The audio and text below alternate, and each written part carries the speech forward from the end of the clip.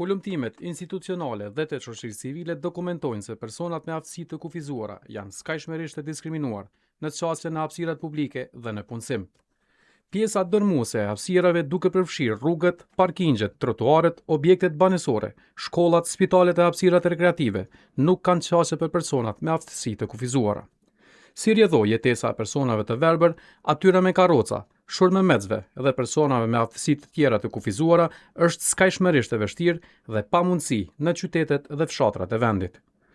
Një hulumtim i realizuar nga Kallxo.com gjatë vitit 2023-2024 identifikoi se 100 hapësira të institucioneve publike, duke përfshirë shkolla, spitale e universitete, nuk i plotësonin standardet minimale të çështjes për personat me aftësi të kufizuara. Një raport tjetër i avokatit të popullit i zhvilluar në 21 komuna tregoi që më pak se 41% e kriterëve minimale të çështjes ishin plotësuar gjatë vitit 2023.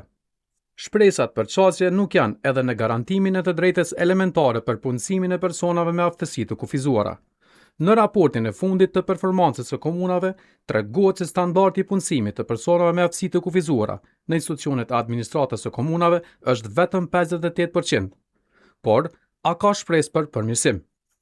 Sipas rregullorës për transparencën komunale, komunat e Kosovës që nga marsi i vitit kalendarik nisin konsultimet për hartimin e buxheteve të komunave. Sipas kësaj rregulloreje, gjatë diskutimit të kornizës afatmesme buxhetore dhe buxhetit të vitit të ardhshëm, komunat mbajnë deri në 20 dëgjime buxhetore me kategori të ndryshme të qytetarëve. Procesi, edhe pse duket të jetë gjithëpërfshirës dhe transparent, në rezultate është mjaft diskriminues. Rjeti Ballkanik për gazetari hulumtuese ka zhvilluar një hulumtim në të cilin ka analizuar procesin e konsultimeve buxhetore dhe përfshirjes së kërkesave të personave me aftësi të kufizuara në projektet investive të komunave të Kosovës. Sipas rregullit, i tërë procesi i konsultimeve publike zhvillohet duke qenë transparent dhe të gjitha kërkesat evidentohen në proces verbale dhe në raportet përfundimtare. Por, hulumtimi i Birnit evidenton që deri në shtator vetëm 16 komuna e kanë përmbushur procesin e hartimit të raporteve përfundimtare të dëgjimeve buxhetore. Problematika serioze është se në raportet përfundimtare buxhetore sërish konstatohet diskriminim i skajshëm i kërkesave të personave me aftësi të kufizuara.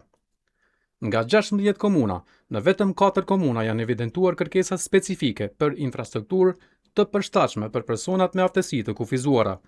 Të dhënat tregojnë që pjesa tjetër e mbi 300 projekteve të përfshira në këto komuna nuk i kanë të përfshira nevojat e personave me aftësi të kufizuara.